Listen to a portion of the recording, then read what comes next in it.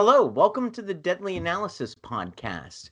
If you're just joining us, this is the part 2 of the round of 64 of our bracket challenge. Hopefully you saw part 1, or unless if you just like the second parts of things, then this is for you.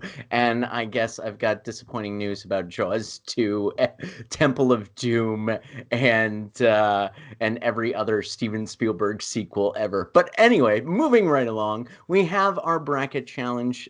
We are going through the other side of the round of 64 tonight. And to refresh you on the rules, here are the rules of engagement. Well, if a film wins by a 4-0 margin, it moves on with little discussion.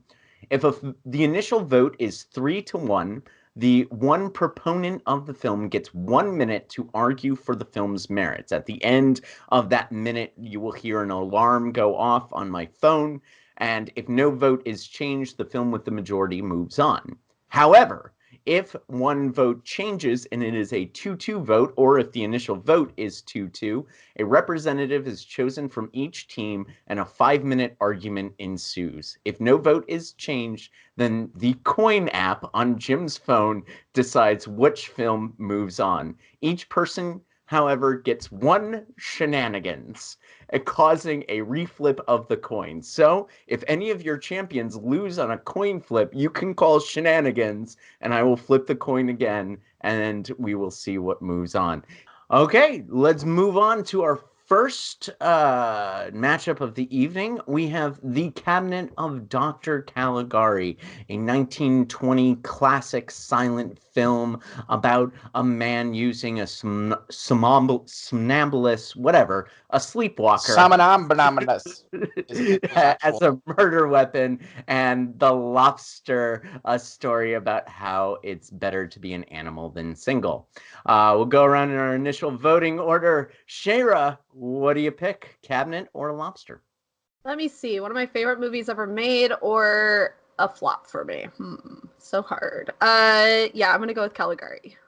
Caligari it is. I'm going Caligari as well. Noah? Oh my God, Caligari. The only thing the Lobster is good for is eating. Maybe IBS. That's about it. Even the IBS Lobster could give you would be better than that film. So, Ben? Yeah, I've got to say my vote is for the Seaman Omnibus and the Cabinet of Dr. Caligari. Well, an easy 4-0 victory for the Cabinet of Dr. Caligari. Maybe it won't be so easy this time. We've got American Psycho, a satire about the excess of the 80s, and The Shining, a movie about a hotel driving a man mad. All right, Shayra, this one's tough. What do you think? that look, that was everything right there. I'm so uncomfortable. Okay, so Shining is one of my favorite movies ever made. I mean, last week I was wearing the carpet from the hotel, and we want to go to that hotel together and spend time with the ghosts and traditions and funness. I don't know, like it's one of those films that has this vibe. In fact, for the year 2020, my entire friend peer group is coming up to my house, and we're going to dress in the 1920s attire and tuxedos and totally end of Shining party like it's the 20s. So that's how much I love this film. And then American Psycho, you got chainsaws and hookers and peeling the face masks off, and it's so much fun. They're kind of different vibes. There's so many iconic lines from American Psycho that I use daily, but there's so many iconic moments from The Shining that are just known in horror history. You get the axe through the door, and here's Johnny. But then you have like, I gotta go return some videotapes. How do you decide between things that I probably say every day? Shit. Which meme is the memeiest right now? Is essentially what's going on in my brain.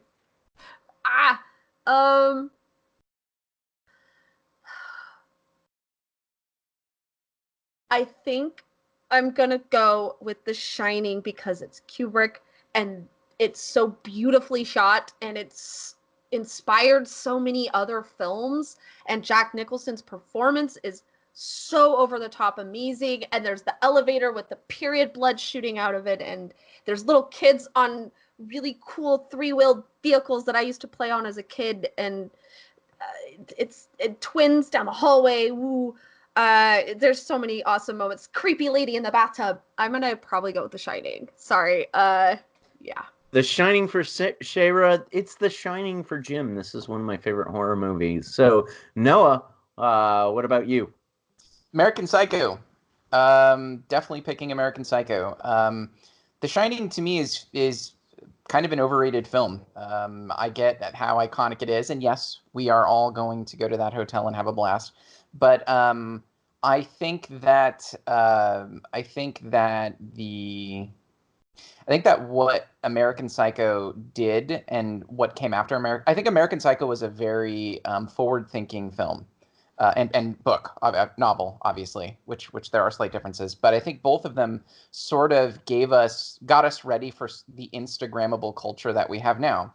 I think that it had a lot of interesting political things to say. I think it was on a personal level about what it means to be a particular sort of person. It talked about yuppie culture. There's iconic scenes with the cards. I mean, we could go through all of the different scenes, but I think ultimately for me, I wasn't scared in The Shining at all. And, I wasn't scared when I was young watching it, and I wasn't scared when I was older watching it. Just didn't do anything for me, and it's familial, and those films tend to hit me in certain ways, and this one just didn't scare me. I get all of the iconic aspects of it. I get that it was innovative in a lot of different ways with the film style. Kubrick is a genius. It's not a bad movie, but I just think it's somewhat overrated. And when I think of the two, I think American Psycho hits me harder. I think it has more important and interesting things to say, and I also think that it predicted a lot of the stuff that we see today in the real world, and in that sense, it has a kind of power to it. So I'm going to give mine to American Psycho. Ben. American Psycho has it for me. I really just enjoyed the social commentary just a little bit more than the attempts that Kubrick made with his movie. Really, I get the iconic scenes, but man, I'm about to be really uncharitable just because that's more interesting that way. I mean, if you want a movie where you have like interesting iconic scenes with lots of blood or crazy things happening, then you're going to end up with something kind of like Jackass shot by Ingmar Bergman. Yeah, the direction is really interesting. The shots are framed quite well. The lighting is beautiful. The music is on point. But ultimately, it's just the shock value. Yeah, I mean, it's crazy to see a whole bunch of blood come out of an elevator. Yeah, an old woman chasing you down the hallway naked trying to get some. That's pretty, that's extreme. A dude in a bear suit giving a blowjob or whatever the hell it was. Yeah, that's fucking crazy. But, I mean, is that what makes a really good horror movie? I don't think so. All right, so we're queued up for our first fight of the night. Let's see. Shayra, it sounded like you were sort of on the fence, and I was not. So maybe I should represent the Shining folks. What about you two? Which one's representing the American Psycho? I'll give this one. I'll give this one a Ben if he wants it. All right. Yeah, sure. Why not? All right. And 5 minutes starts now. Okay. So I feel like you're downplaying a lot of the masterwork of Kubrick in this film. I mean, these shots are meticulously done. And for somebody who was making an argument about Climax last week based upon its visual aesthetic, I don't see how you're so willing to downplay the Kubrick shots in favor of a political message, which, while I agree, is forward-thinking and is interesting and is, in fact, really intelligently well thought out. It's something that's better explored in the book. And while the film, once again, this was a film that I chose, while the film is good, and I sort of allow that, I think The Shining is a masterwork of horror cinema, a classic of horror cinema. And if you're downplaying some of the cinematography, I think you're doing that to the film's detriment. No, I don't think I am downplaying the cinematography because, again, I compared it to Bergman, which is probably by far my favorite director, and I really do want to give a nod to the masterful way that you have Kubrick shooting relatively uninteresting things. And, like, I mean, if you want to make an argument about the book, I think the exact same thing can be said for The Shining.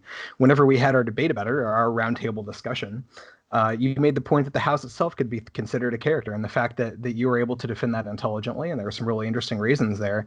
I do think that applies far more to the book. So while you do have something interesting sort of going on with The Shining in terms of the direction and in terms of how well crafted it was, I mean, like the plot and the storyline, it's just you're basically just having a master worker polish a turd in some ways, because you only have that shock value. You don't have the interesting things that you have in the book, where it is actually something about this additional character that's in play that people don't really expect to be there. There were revolutionary things going on in Stephen King's original work, and they just didn't translate very well to the screen.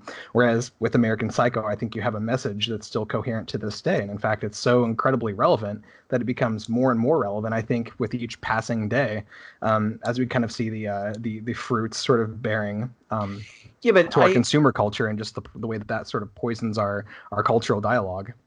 Yeah, there's a lot to be said about consumer culture in American Psycho, and the fact that that is relevant today has more to do with our society than it does with the film itself. I mean, if you keep calling the story of The Shining a turd, and I think that that's also a misnomer, because it's not a turd. This is a story about the slow de-evolution, the slow degradation of a man's mental capacities. Man, in some ways, that's almost every horror film we do. It's not an interesting. It's not an original story. It's not. It can be done in an American way. Psycho. American Psycho is not about this slow degradation of a man's psyche. Exactly. He starts out crazy, and that's why it's so interesting. You get this perspective from somebody who has already completely lost his mind.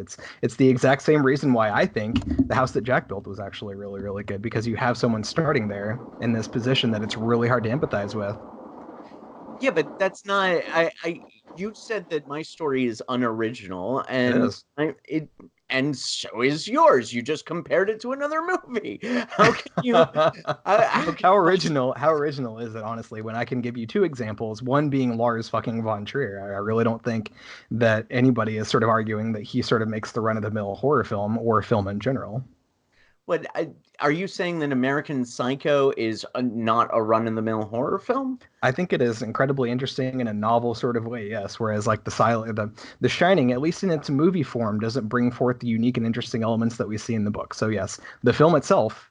The film was also made in 1980. So if you're judging a film based upon today's standards rather than standards, I'm not. Some of my favorite films are films that are still in black and white and silent.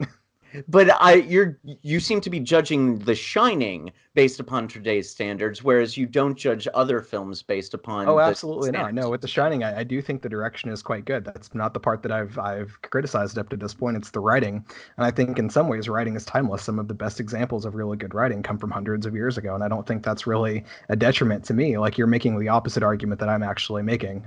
It doesn't need any of the modern technology. It doesn't need James Cameron to come in and make it a big flashy show. In fact, I think in some ways that just highlights how bad the substance and the foundation really is for the story, if that's what you need.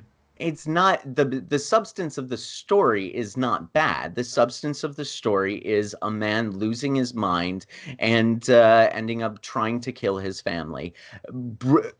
Moved on by the house, which is then epitomized in these other characters, which you say that's only in the. This is so fun. Oh my God. I'm so happy right now. I think I said this last podcast. It's a great way to start. Change their vote? I am not changing my vote at all. Really, this is down to me, because I love both of these films so fucking much. And it's down to me. Didn't lose you, Shayra. Come to the dark side, Shayra. Come to the dark side. I'm already in a very dark side.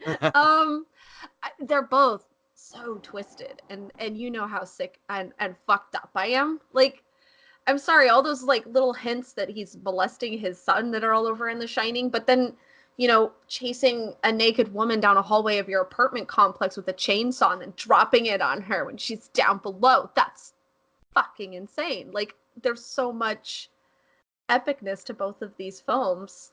If they you both change involve your like vote, running through places. If you change your vote, Shayra, I will get you a reservation at Dorsia. I promise. God. We cannot bribe each other. I think that's offline. I don't believe that was a rule. Yeah, I think we can actually. I think we're going to. Dorsey, probably on can. me. Wait, now if I do switch my vote, you get a minute to argue again, right? No. That's If it. you switch your vote, then it's 3-1. And then we're And then getting it's off of Skype. official? We're getting off of Skype, and we're all going to Dorsia. Jim can hang out. That's it. That's how this ends. I think Jim wants to go too. All right, Wow. Jim can come to Dorsia. We'll just Will continue you- arguing over there. If you don't switch your vote, then we flip a coin. And oddly enough, American Psycho is the higher seed. Yeah. Well, okay, so this is so hard for me.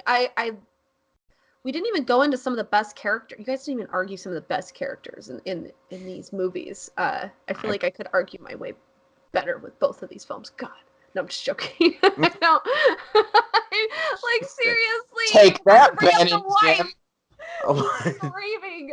No, that's deflecting. totally fair. My whole strategy was just keep Jim on the defensive, quite frankly. Oh, you are a smart devil. Yeah, because there's so many great characters to cover. Did he change your mind? Sophistry. All right, I'm giving you a 5, 4, 3, 2, 1. Okay. And you. And we'll see what happens with my brain. How about Stand. that? Like maybe the pressure will just make it yeah. 5, I like 4, this. 3, 2, 1. Did Shining. your vote change? Shining. All right. Flip it. Oh, that must have been really in my gut because I just let whatever happen. Okay. Coin. Nice. It is Tails, The Shining. No. Oh. Fair is fair. He's gonna. How do you negative give me a reservation? Like, So The Shining moves on I after owe a you a reservation. No, it's okay. Yeah, We went to the beginning a of Dorsia reservation at anyway, the so it's Overlook. all right. So, we move on to our next matchup, Alien, a movie according to Harlan Ellison about a woman protecting her pussy, to Phantom Carriage, a film about a carriage running through, killing people, essentially. Shayra, what is your reaction to this? Once again, one of my favorite movies of all time, which is The Phantom Carriage, and it was my choice. But it's not that it's the greatest film. It's what it did for film that makes it so great. And I do like to watch it every New Year's now because it's just a great New Year's flick. It's basically the equivalent to the Christmas Carol, but it's a weird deranged version that inspired the beautiful axe scene from The Shining. When people are watching Die Hard, like on Christmas Eve, we're watching Phantom Carriage. So I definitely think we should do something fun together with that because it's such a great film. But Alien is fucking iconic, and the art, the original Alien has the original awesome art of these creatures, and I actually got in a huge debate today about xenomorphs. I'm sure some of you guys saw it. So I still find it an intriguing topic to just constantly discuss, and it makes me feel like it gives it a little bit more oomph than Phantom Carriage because I can talk about xenomorphs for eons, but I cannot really talk about Phantom Carriage for eons. Although Phantom Carriage is still one of my favorites that I'll watch every year, much like Die Hard, I think I'm gonna have to go with Alien on this just because of the art and the intriguing conversations I can have with my friends and debates I can have with my friends. So, yeah. All right, I am going Alien as well. It's 2-0 to you, Noah. this is a hard one for me. Alien is one of my favorite films of all time. Phantom Carriage is unbelievably. It is one of the greatest black and white horror films I've ever seen. It is absolutely iconic, and a lot of the content in Phantom Carriage is terrifying. I mean, the idea of being a reaper of souls and having to come take people. And I forget in our podcast we talked about just how long you're assigned to do it, and I think it was hundreds of years, right? That's your existence, is to reap people and bring them on. And that's there's so much to think about that. There's so much to ponder, sort of sitting between death and that the perspective therein. There's a lot of meat on that bone to sort of talk about. On the other hand, Alien is absolutely terrifying from a ton of different perspectives. I mean, there's an entire feminist courses in college that teach just on this movie.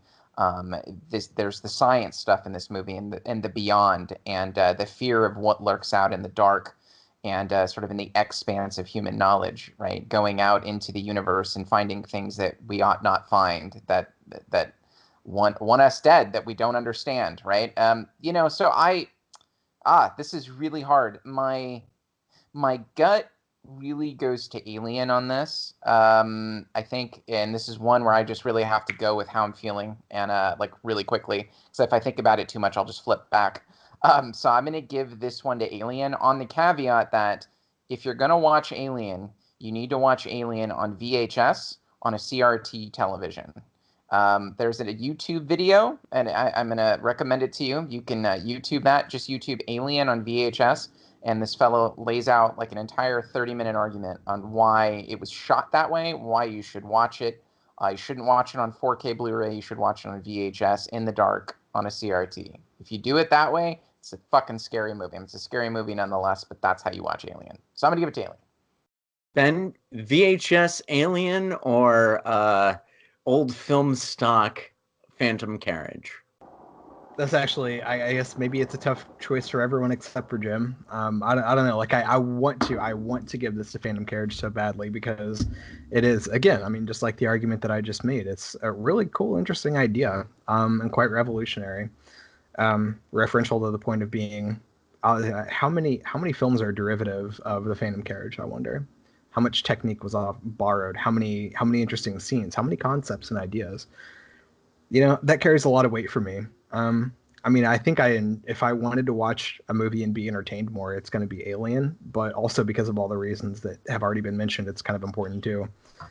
I mean, this is probably a coin flip for me, honestly. So I feel like it would be really hard for me to argue. And for that reason, I guess I'll just go ahead and go Alien. Alien it is, with a 4-0 margin, although probably the toughest 4-0 margin that we've done so far. Yeah. Okay. Moving on to Wickerman and Let Me In. Wickerman, a movie about a guy going to a creepy island to investigate a murder, and Let Me In, prepubescent vampire love stories. Not the other one. What do you say, Shayra? Okay, so Wickerman is amazing. I love that film so much. I love anything with this weird, like, mystic, weird culture that's here on our planet that we haven't really investigated yet kind of vibe. It's kind of like Star Trek when they go to a different planet, but it's, just an island of people here that exist.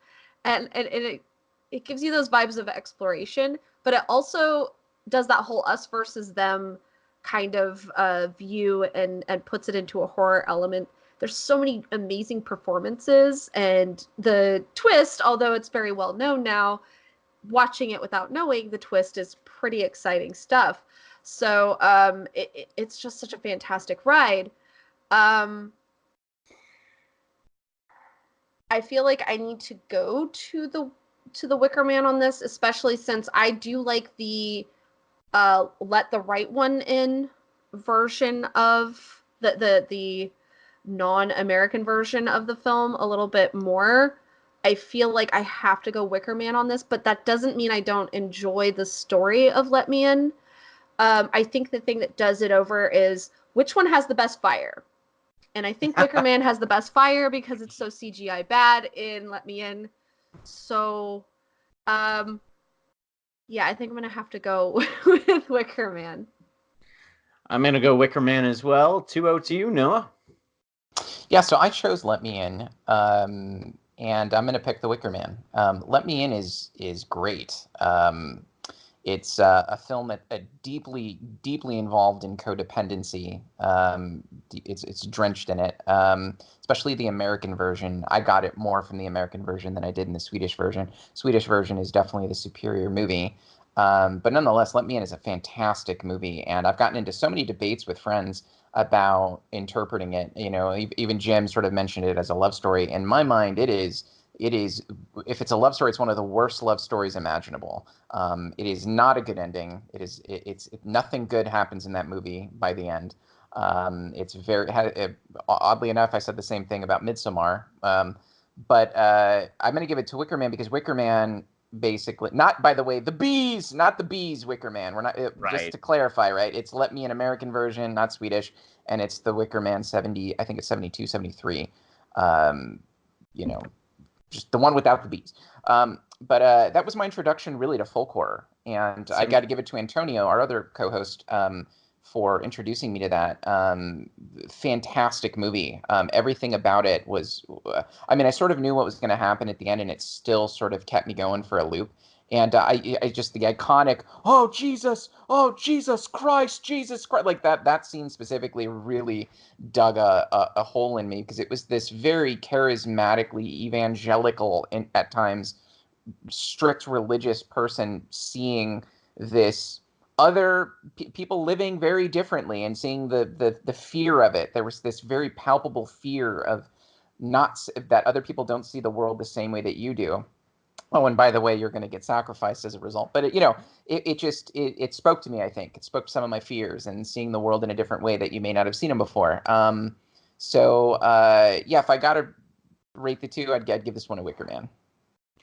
Wickerman 3-0 to you, Ben.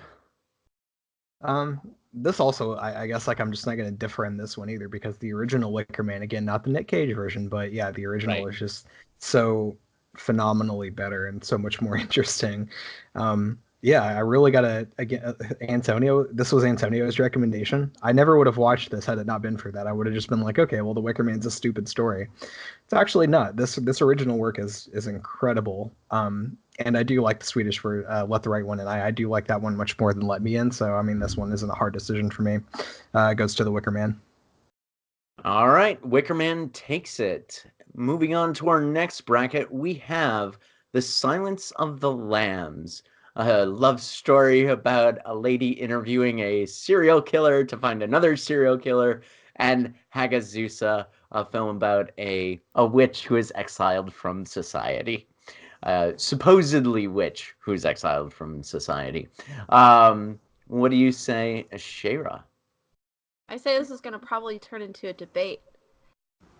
And I don't care. You guys know where I'm going with this. I love Silence of the Lambs. I did not care for Hagazusa.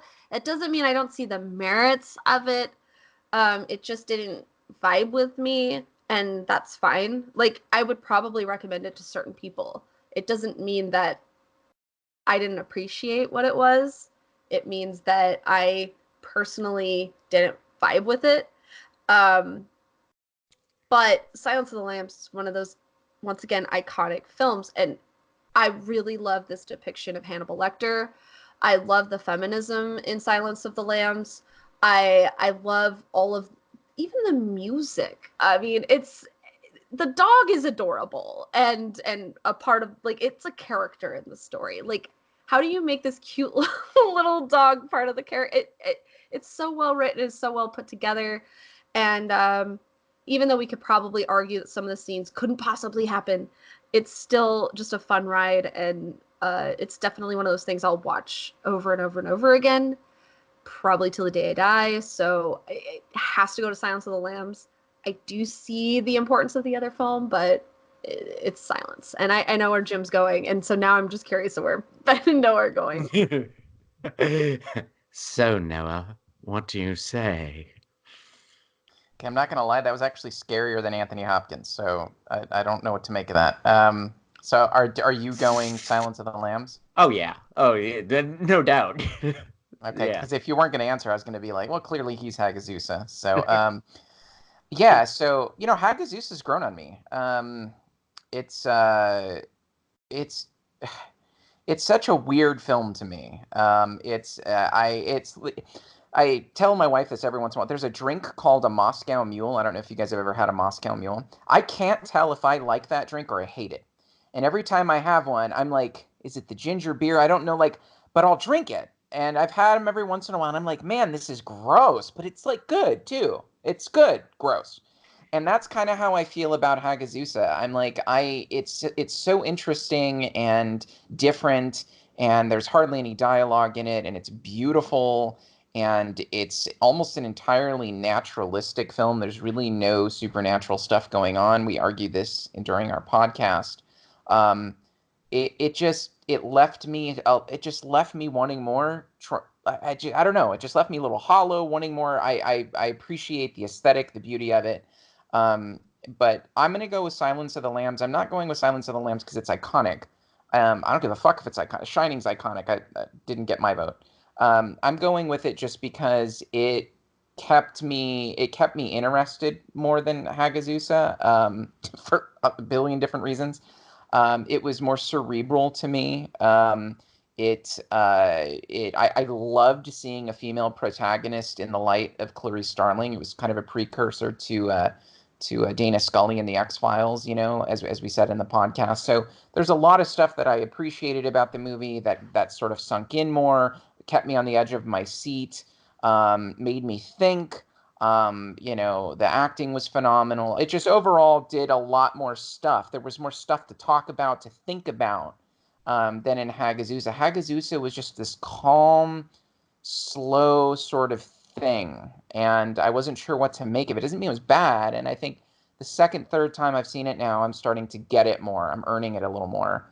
But that Moscow Mule is starting to taste a certain way, But just overall, I gotta give it to Silence of the Lambs. Okay, Ben. What do you say, Ben?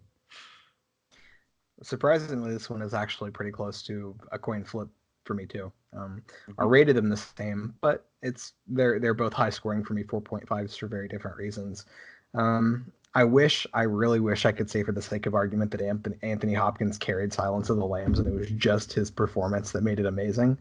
I don't think that's the case. And that sucks because I really want to make that argument, but I can't in good faith. Yeah, I mean, like everything that everyone said so far is absolutely true. I mean, it is kind of it is a masterpiece. But Hagazusa really does deserve to be defended. I get that it's kind of art house and it's not going to be for everybody, but I think what they are able to convey without using dialogue is phenomenal. It speaks worlds. And maybe it doesn't necessarily jump out to everyone what's like the full scope of what's going on.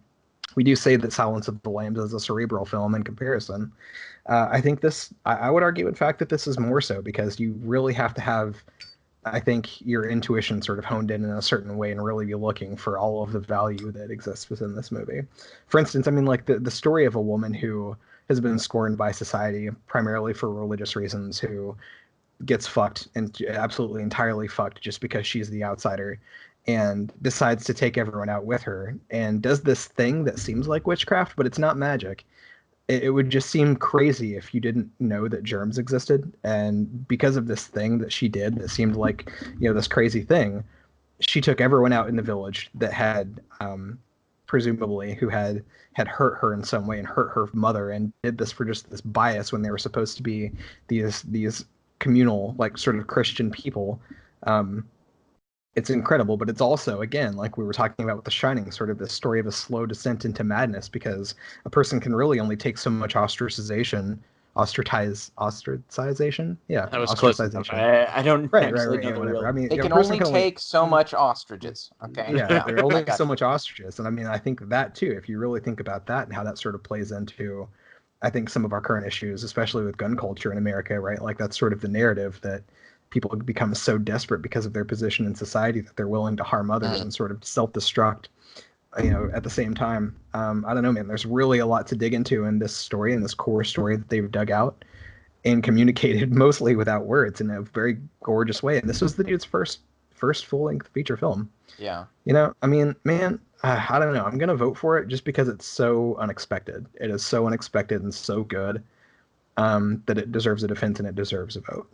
Yeah, our viewers who watch this, everyone's going to know what Silence of the Lambs is. But if you haven't seen Hagazusa, my God, you owe it to yourself to watch it. It's an incredibly interesting movie. And I'll echo everything Ben said. It's definitely worth checking out. Watch it on acid. It's even better. Just gonna throw that out there. Has goat masturbation. If you're into that, I mean, go for it. Who isn't? Yeah. So Silence of the Lambs takes it, despite Ben's dissident vote, shall we say? And then we move on now to a rather contentious one, I think, possibly. We've got A Girl Walks Home Alone at Night, a film about a girl who walks home alone at night, and Antichrist, a movie about the Antichrist. Go ahead. These are getting ridiculous. These are getting so ridiculous, but they're making me so happy. I know. No. Neither of those movies are about what I said they were.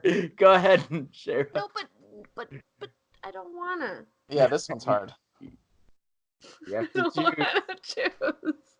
I thought you were knowing my descriptions. Like, I know my descriptions are.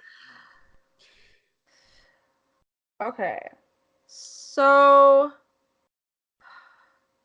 I love Girl Walks Home Alone at Night. It is so different. It is so interesting. The stark black and white, but the grays are still very stark too.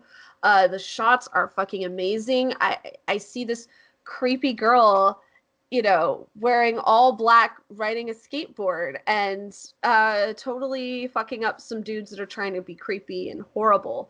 There is women directors, women writers, women being badass, vampires, of course, and great fucking music, cute cats. It's so cool. You can't even place, where is this? What is this? What time is this? It doesn't matter. It's fucking interesting. You're gonna watch it. You're gonna love it. It's fucking amazing. Oh God. What is the second one? God, I can't even, because I'm afraid for you to say it. Don't say it. Don't say Antichrist. Oh, God, no.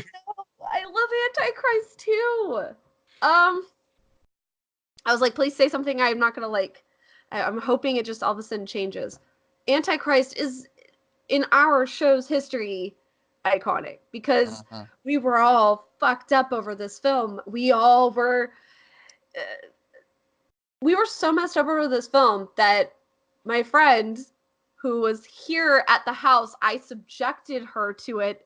We reacted to it. She ended up coming onto the show at the end to just say, why'd you do this? And she got mad at Ben and then got to hang out with Ben. That's worth points. Later. I'm just saying, that's worth points. It made friends over mutual, what the fuck is wrong with you? It's, it brings people together, okay? It's a family film. Because chaos reigns. It's, I don't know, the beginning opening sequence to Antichrist, which once again is another black and white situation, right? One of the most interesting openings to a film, still to this day, that I've ever seen in my life. It is poetry, it is opera, it is drama, it is holy shit. And I can watch it over and over again because it's so powerful. And then, of course, the rest of it is super powerful, too. But that is such an iconic opening for me. Like, it's, whoa. And then, of course, there's the chopping of the clit that definitely put me over the edge. And I was pacing back and forth in my living room here. And just like, why? So one is just gorgeous and beautiful and important and says something and adds an aesthetic that is so unique and beautiful, and the other fucked me up royally. How do you choose?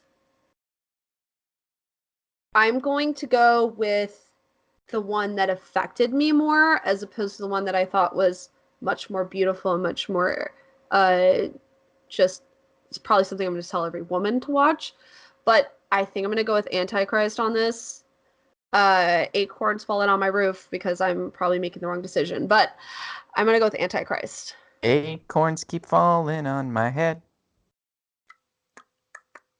Yeah, this is one that I've had a hard time with. I've been on the Antichrist train for a while, and I've been on the Girl Walks Home Alone at Night train for a while, and I think the way you framed it, Shayra, I've got to go with Girl Walks Home Alone at Night. Just the way you framed it means that I have to go home. I gotta go home with the girl who walks home alone. All right, Noah. Wow. Yeah, one of these films is beautiful and the other's ugly. And it's at the end of the day, I think one of these films is gorgeous and beautiful and the other's ugly, both in terms of content and even how they're filmed. But, this is a horror podcast, and one of the things that we want to take away from, I think, from this is the one that puts a stone in your shoe, that affects you more deeply. And this was hard for me because both of these films are fantastic, but I got to give it to Antichrist. Just because there's very few times I've left a movie feeling that messed up, and not messed up like Saw messed up. You know what I mean? Like where I saw gross things. This is a movie where a woman cuts her clitoris off, where a guy comes blood. I mean, it's when you tell people that, they go, "I'm not going to watch that. That's disgusting and gross, and why would you subject yourself to it?"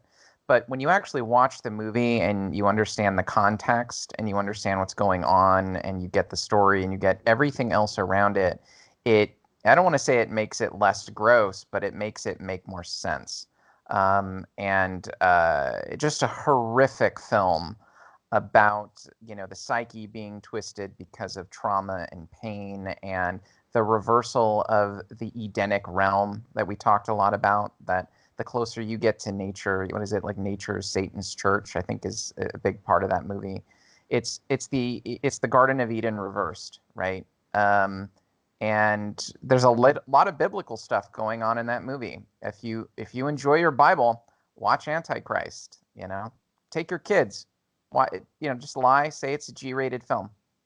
Good decisions, guys. I love A Girl Walks Alone at Night. It's beautiful. It's majestic. The lighting is so warm and inviting. It's gorgeous and beautiful, and an important movie.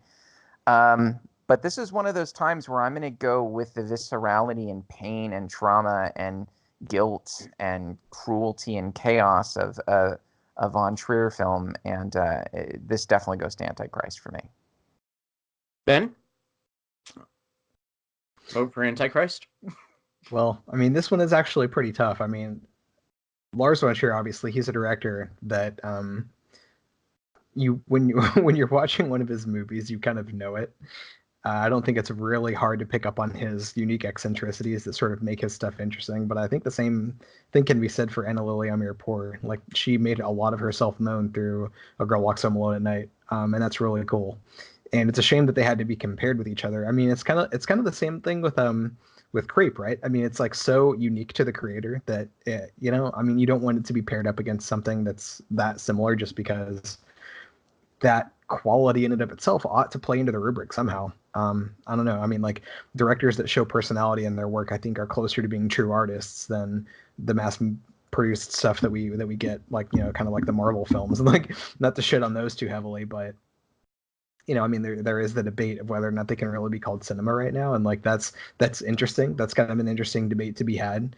But I do really understand the side of the argument where if you have like these directors that are actually producing something unique to their own vision and in their own sort of really cool style and in a way that can't be reproduced, it's sort of like watching the best comedians. You really they can't be copied. Their jokes can't be copied, and it's the same with horror.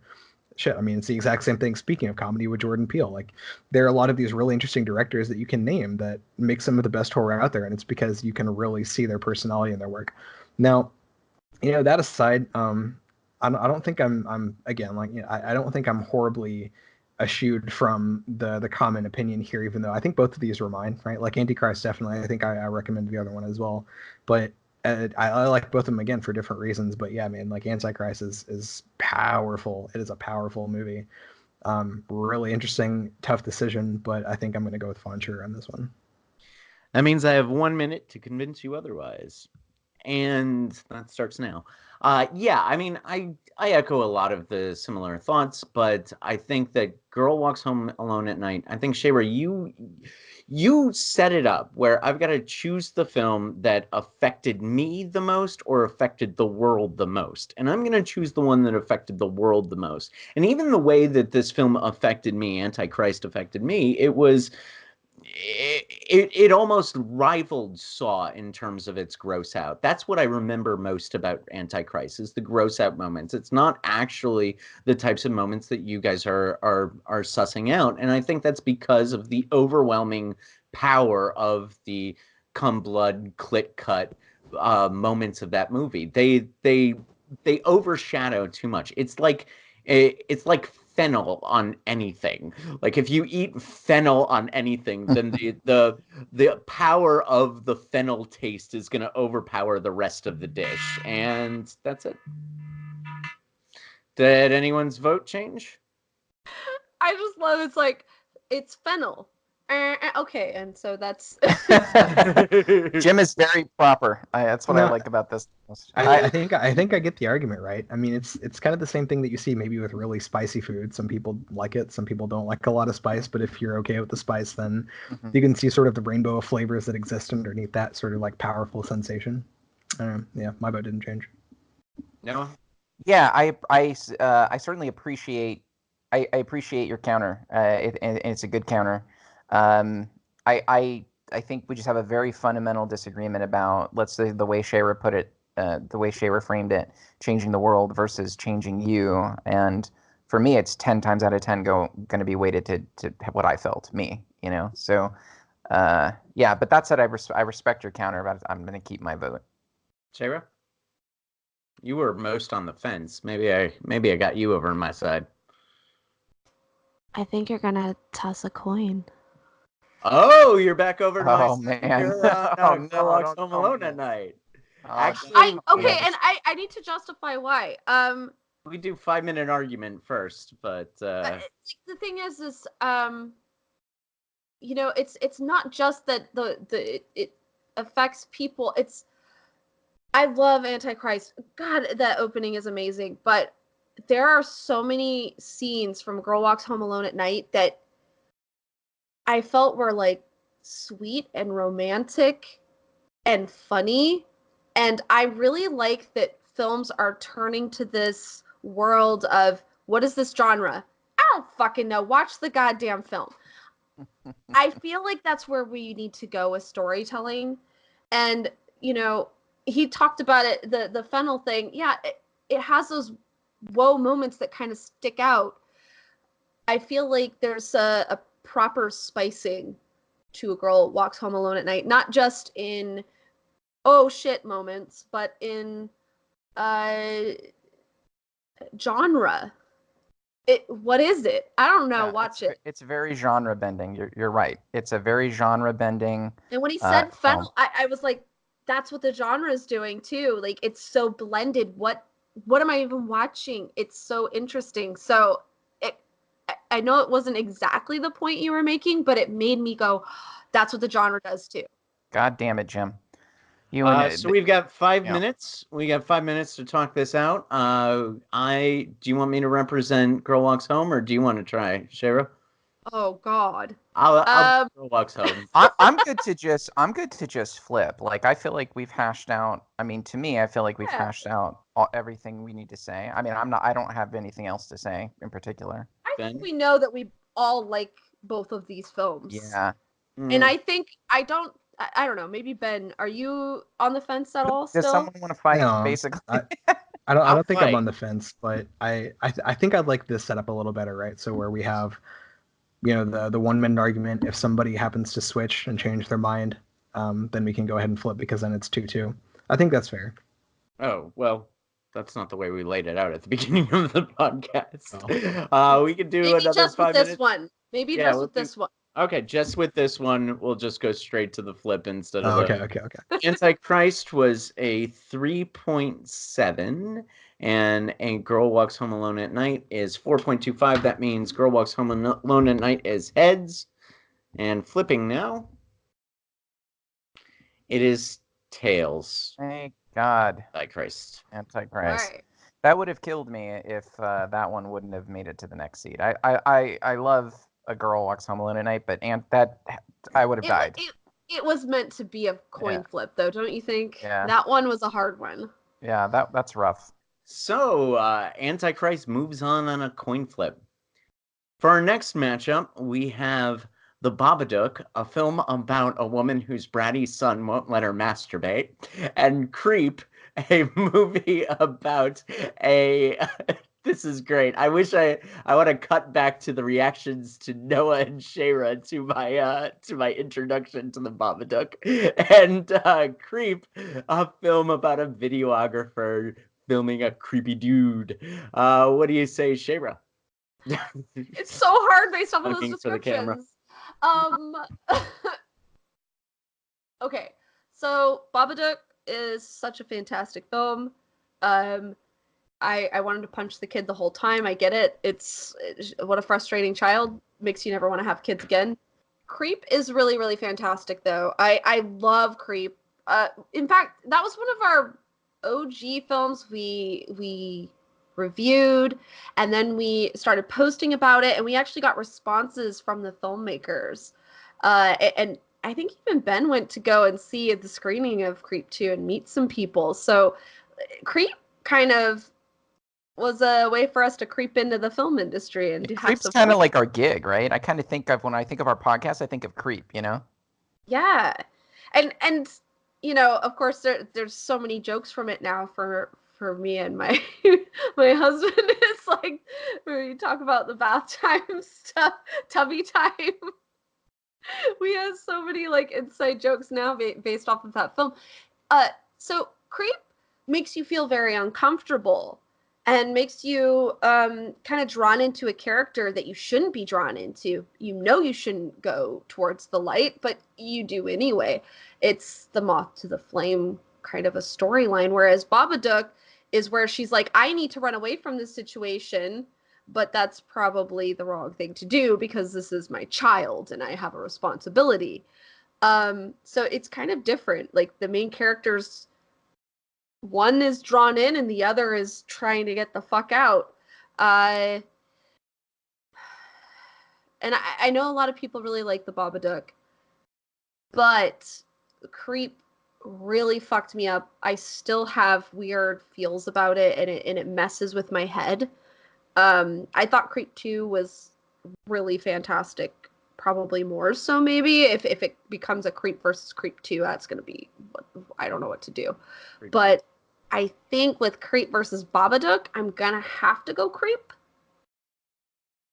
I'm with you. I'm going Creep as well, even though I really like the Babadook. This was another one I was back and forth on, but at the end of the day, I'm going Creep. What about you, Noah?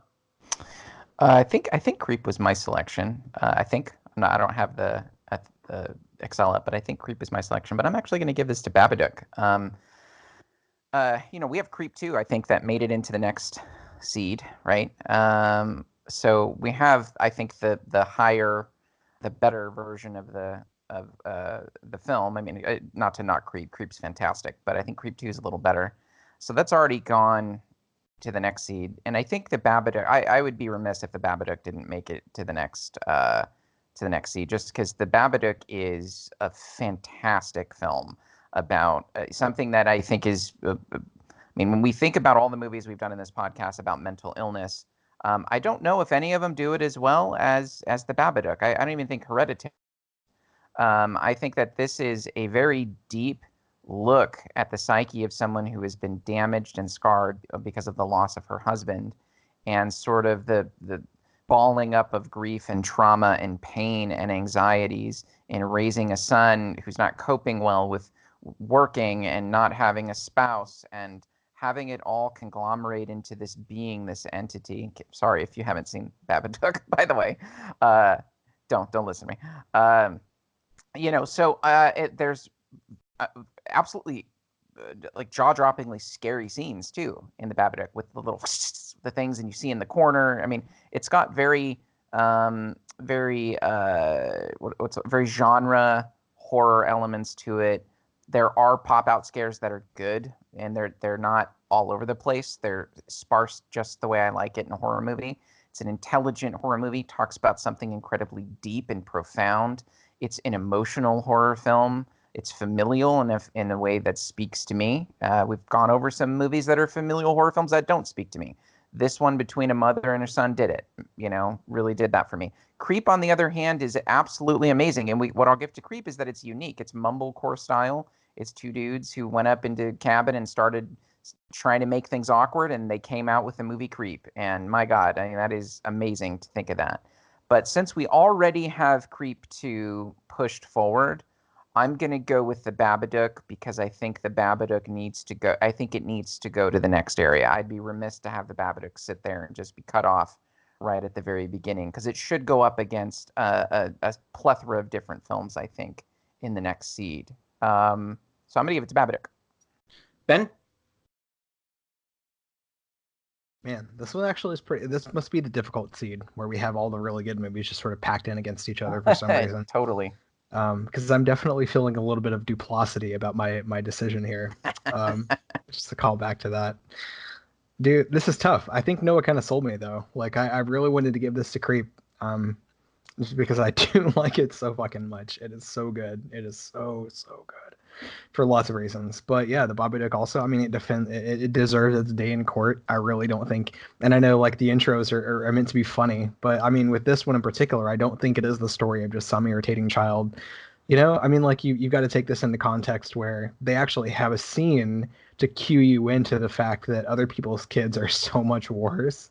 Like they have this really great shot where they have one mother with 7 kids, presumably at a birthday party, crawling all over her and screaming and being kids while she's trying to talk on the phone. And she seems to be fine. She's, doling out parental instructions or whatever, trying to keep the mess contained. And then on the other hand, we have our main character and her son sort of sitting quietly at a table, and she's still feeling this immense level of anxiety. Now, you also have to understand that both characters are suffering from an extreme loss, and so it would be understandable for this child to be vocalizing its distress.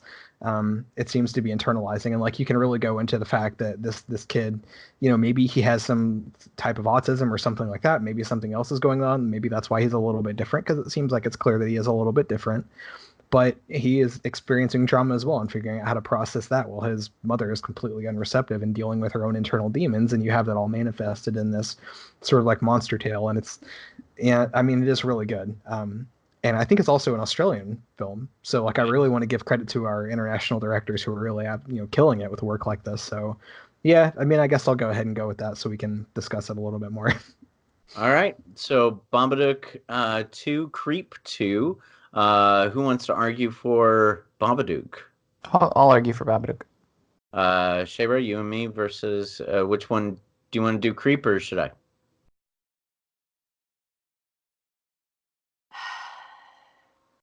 Okay, I'll go ahead. I kind of want to argue it, but in a way, I don't know that I'm going to adjust this because the Creep 2 argument. So I want to see if you could possibly argue it better. All right. I think everybody knows Creep is fucking fantastic. Everybody better go watch it right now. 5 minutes starts now. You and me, Noah. Okay. So the Babadook ended up losing just because what movie would I like to watch right now? Since this is a horror film and I'm in the mood to be scared or creeped out or feel things, what am I going to watch right now?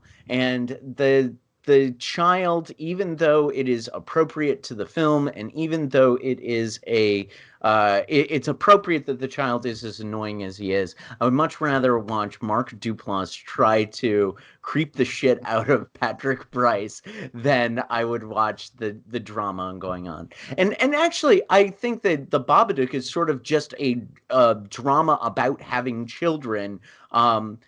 That has these supernatural elements thrown in. That at its core, it's a drama, and it works that way. And so, if anything, it seems as though the supernatural elements detract from the film rather than add to it. And so that's why I am going with Creep, which is at its core a a confrontation between these two opposing forces that are that work so well off of each other. It's shorter, it's quicker, it does what it needs to do in the most efficient possible way that it could do it. I could cut scenes out of Babadook and not miss them. Okay. Yeah, so this is interesting. When I have people over, and occasionally my wife and I do this, we'll have a scary movie night with friends. I actually, because they know I'm the horror guy, they go, "What movie do you think would be great?" And I literally remember picking between The Babadook and Creep. They were both on Netflix at the time, and I was like, okay. So I sort of have to think of the people I'm sitting with, and I go, are these people that are going to be more inclined to want like traditional horror stuff, tropey stuff? Or are they going to want something really unique, novel that is just all cerebral for the most part, right?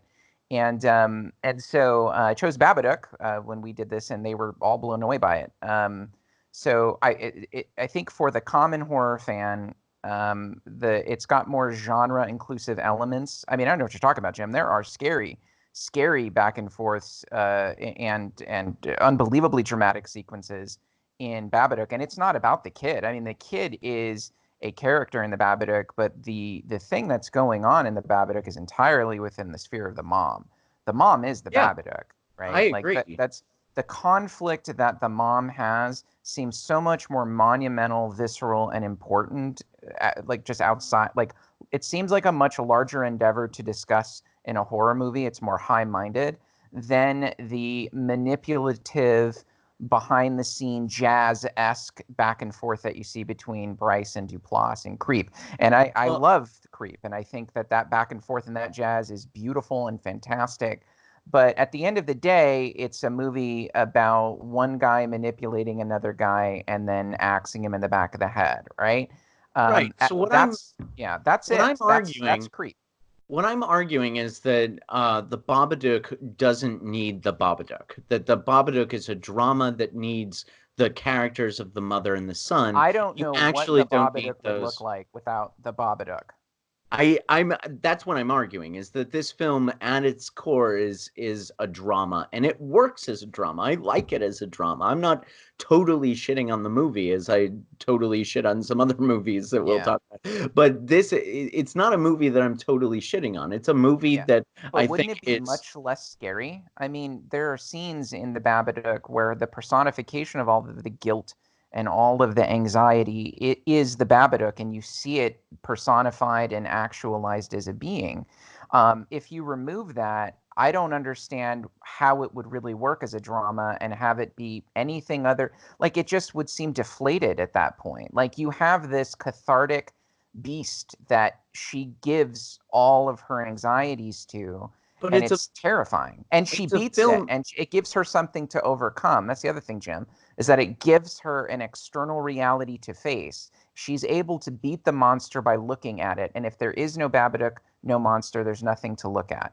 But it's a film that you called yourself tropey. It is. I mean, if at it's times, tropey, the tropes are engendered in the Babadook. At times it's tropey, but then, tropey doesn't always equate to insanely negative either. You know what I mean? It's certainly a more of a horror genre film than I think Creep is. But I think there's good tropes and bad tropes. There's tropes being useful, and then there's tropes being done in abundance too much. And you get the last word. All right. Did anyone change the vote? No, I think I'm. After thinking about it, I do think I'm going to go ahead and stick with Babadook on this one, just because I feel like, I don't know, like recommendability,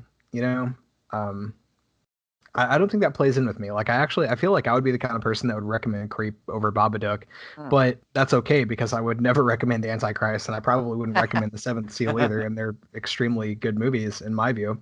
I don't know. So anyway, I think I'm sticking with it. Did you change your vote? The thing is with Creep, I really enjoy that film to the point where it's one of the first things that I think of when I think of our podcast. and it might just be nostalgia and ooey gooey happy feelings hanging out with you guys that makes me just enjoy that film more. But at the end of the day, it creeped me the fuck out. It made me very uncomfortable and made me not like what was happening on the screen. So I gotta stick with that one, because the Babadook, I was just like, what an annoying brat. And with Creep, I was like, ew, stop. So well, Creep thrown in is the the shoe. lower seated, so Creep is tails and Babadook is heads. Flipping Okay. now. It is tails. Creep. That's 3 Ooh. tails in a row, Jim. What's wrong Yeah, with your what's app? going on? That What is just this? means that the next one is Hey, more it helped you guys head. out one time, so you know. Damn it, that's true. Damn it. No, that's political logic. I'm not. No. It's No. rigged. It's rigged. We're going damn with the it. odds. Damn it. Well, Moving. now next time we know heads will win, probably. So, or will it? Maybe. Maybe it's Maybe it will. tails Maybe app. it will be. Maybe it will be Midsummer versus It 2017 that goes to a coin flip. We shall see. Oh, no. Midsummer, a film about a bunch of sociologists going to a midsummer festival. It, children battling a creepy clown. What do you say, Shayra? I say we're probably going to discuss things a lot further when it comes to Midsummer, since I know this is an obvious win. So I'm going to put this out there about It. I loved It after I watched the second part. As a whole, it's much better because the book was a back and forth between now and then, and the put it together, and it's a back and forth between now and then. But if you just watch the first one, it's just the then, which is really not what I wanted from it. I did not want to just see them being kids the whole time. It was kind of fun trying to figure out who would play them, as adults for the second one. That was a fun, on the edge of your seat thing. But at the end of the day, I appreciate the first It after watching the second part. But I just cannot let it beat Midsummer. It will not beat Midsummer. Thank you, Bill Skarsgård. You creeped us all out very much with your fact that your eyeballs oogly googly in your head naturally, and it's not a CGI effect. Your clown was creepier, and therefore it didn't do the right thing that we wanted originally, because we were comparing it to Tim Curry's performance. But at the end of the day, you were cool. We could do without the drool. There's way too much drool. It didn't make sense to me, but Bill Skarsgård is like watching this right now, like taking notes. Damn it! I knew I did something wrong. Yeah, Bill Skarsgård looks to us for acting notes. In which case, and so does Florence Pugh. So anything. Oh man, I hope she does. Hey there, hey I Lauren. hope so. You're amazing. We love you. We'll probably talk way more about Midsummer on the next seating, I'm guessing. But this one just seems really obvious to me. I just wanted to give some shout out to It. I appreciate you a little bit more now with the part 2, but there's no way you can beat Midsummer. So Midsummer for me as well. Noah. Yeah, I feel like comparing this is a travesty on par with the sinking of the Titanic. I mean, Jesus, it's Midsummer 100-fold. So much better than It 2017. Ben? Yeah, I mean, if we're just talking about the first one, obviously Bill Skarsgård was fantastic, and I mean, it's really, again, to Cher's point, it's too bad we can't roll these up because James McAvoy is crazy good, and Bill Hader is notable as well. Not to mention in the second one, they actually hung a lantern on things a little bit, and they actually had a little bit of comedy blended in, which is kind of interesting. Yeah, but I mean, if we're just going 2017 versus Midsummer, I guess it's gonna have to be Midsummer. Midsummer moves on with 4-0 victory. All right, moving on to the next bracket. The voting order changes slightly, and I will go first. Noah, Ben, and Shayra, you're last. So we have Triangle. This is a Bermuda Triangle film. It goes up against Triangle, which is a Bermuda Triangle film. And it goes up against Triangle, which is a Bermuda Triangle film. And it goes up against, Suspiria 77, the Dario Argento film. I am choosing Triangle. Noah? Oh, 100% Triangle. Triangle is in my mind the most underestimated, least watched film that everyone on the planet should see. Suspiria 77, I know, is the classic. Argento giallo horror, but go watch our podcast on that. We sort of weren't happy with that style of film, I think. And yeah, we got into a lot of debates about the stuff that goes on in the 77 Suspiria. Kind of thought the 2018 Suspiria, which we're going to vote here in a little bit, was better, but Triangle is an experience. So 100% Triangle. Then we've got Triangle, which is a Bermuda Triangle film about. Go ahead. Your turn. Yeah, I echo those sentiments. I really enjoyed the newer Suspiria, I think, better than the older one. So in this regard, because, well, I mean, like both stories are actually pretty original, really. I mean, the plot lines are fairly interesting. But yeah, I guess I'll go ahead and go with Triangle with this one, because I feel like my displeasure with the original Suspiria wouldn't allow me to create a very good argument in its favor. Shayra, we've got Triangle, which is a Bermuda Triangle film, versus Suspiria 77. So here's a weird matchup, right? Triangle, I was not on that show. You guys don't know what my vote for Triangle was. Suspiria was one of my recommendations, but both Suspirias. But I wasn't there for that show because I was really, really badly sick. So you guys don't even know what my scores are on either of these films. So it's an intriguing situation here. I absolutely love Triangle. I love all the loop-de-loops. I love all the necklaces. It's a very interesting film. It definitely stuck with me.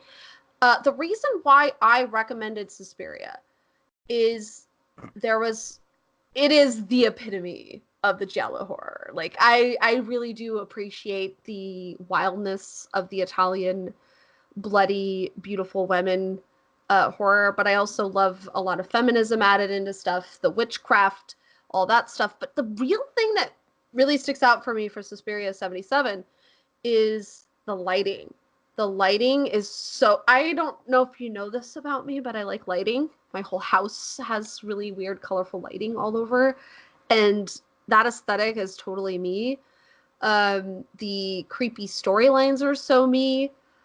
Both of those films are kind of awesome to me. And they're so weirdly different. But I do also agree with you guys, and this is a little bit of a spoiler alert, I did like the newer one better. Sorry, Argento. I'll probably get into this in the new Suspiria. There were a lot of things I liked about the new Suspiria a lot better, and I feel like we're saying blasphemy here, and I feel like there's going to be people mad, and I kind of don't care. But I'm gonna have to go with Triangle on this. Sorry, Suspiria.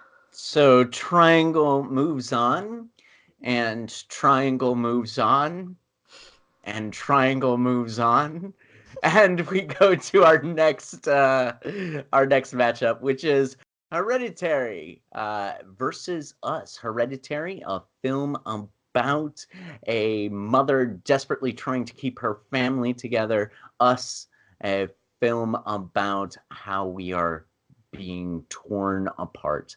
I've got to go with Toni Collette's amazing performance. Hashtag an Oscar for Toni. Hereditary is my vote. Noah. Yeah, this is a really hard one. I'm glad though that they're going up against one another. I feel like Triangle Suspiria seems like obvious to me. I think, especially knowing Us, but this is hard. This is a rough one. I think. Both of these films are just beautifully shot. They're done by relatively new directors. Ari Aster's first major film, and I think this was Jordan Peele's second. These are the two guys that are hitting it out of the park today. These directors, and they both really appreciate each other's films. There's so much. There's levels of horror in these guys' movies. In Hereditary, I mean, we could sit here. My brain is just ready to go through 1,001 different arguments of why each of these are fantastic. But I'm going to skip that, and I'm going to say that I think we all know why each of these films are great. I'm just going to go with the one that tore me up the most, and that was Hereditary. I haven't been the same since Hereditary. Hereditary left me feeling empty and broken and miserable after seeing that movie. I just picked up the 4K Blu-ray of it. So most people will be like, I'm never going to watch it again. And I'm like, so it's fucking me up so bad. I just picked up the 4K version of it. Now I can have existential angst in 4K. Anyway, so yeah, I can't say enough good things about Us. If it gets down to where we have to debate, maybe I'll get into some of the specifics. But I'm going to go with Hereditary because it just took my soul out from my body, squished it around, and put it back in, and it just destroyed me. So one of the scariest movies I've ever seen in my life. So Hereditary. 2-0 Hereditary to you, Ben. Were you equally destroyed? I mean, I wouldn't say my head bounced off of a telephone pole or anything, but it's a pretty good film. I would say that it's the inferior Ari Aster. I think Midsummer is better than Hereditary, and that's probably, I don't know if we'll get there. That would be interesting. I don't think we will. That would be interesting though. But I think Midsummer is probably the superior Ari Aster film in this. I generally do like the witchcraft stuff, man. I dig it, really. The folky kind of horror. This I think is really interesting in a lot of ways, and it sort of ties that in a cool way. It's a pretty interesting, like, how would I say, kind of like mythology around the film. There's a lot of really cool stuff going on here. I think whenever we discussed Us, ironically enough, I think Us is probably the inferior Jordan Peele film. Get Out was definitely a lot better, and so having these two compete, I think, is sort of appropriate in some ways, but it is a shame, again, that they have to go against each other because they're both fantastic. I think I was a little bit disappointed with the ending in Us. I think it was, I don't think it was as good as it could have been. They didn't really earn the suddenly, anyway, they didn't earn that twist. It didn't really hit for me. And because of that, I think there was a really interesting sort of opportunity that they had. And in a lot of ways, man, this movie is killer. It's so good. I guess I'm going to have to give it to Hereditary. Hereditary it is. 3-0 to you, Shayra. Are you going to try to convince us for Us? Yes, I am. All right. You've got 1 minute to convince us that Us beats Hereditary. Starting now. So one of the most interesting things about Us for me was the fact that going into the film, it started out almost like a comedy film. And so one of the things I noticed when I was in the audience was there's a lot of people laughing their asses off at all these jokes. And then you could actually hear the laughter go from to and it affected people. It affected people in a way that was just so amazing to me. I understand the importance of Hereditary. I get why you guys are going there. I loved the dollhouse. I love all the wild twists and turns. I love the mythology behind it. But Us stuck out to me with the ballet scene and the manipulation of the puppetry of yourself. This goes into the whole thing I get afraid of, is someone being able to manipulate you. The rabbit eating scene where if I'm eating pudding, my other self is eating rabbits. Holy fuck, that messes me up. Any changes? I'm not Actually, yeah, I think I want to okay, change too. Yeah. Fuck. All right. Okay. So is this one we want to argue for 5 minutes? 5-minute argument? Noah, you said you wanted to jump into one of these arguments. Yeah, no. I guess, yeah, okay, this will be fun. Yeah, I'm good. Do you want to I go? don't think we've done a Noah Shayra argument for 5 minutes yet. Let's do it. Well, here we go. FYI, I think you're great. Yeah.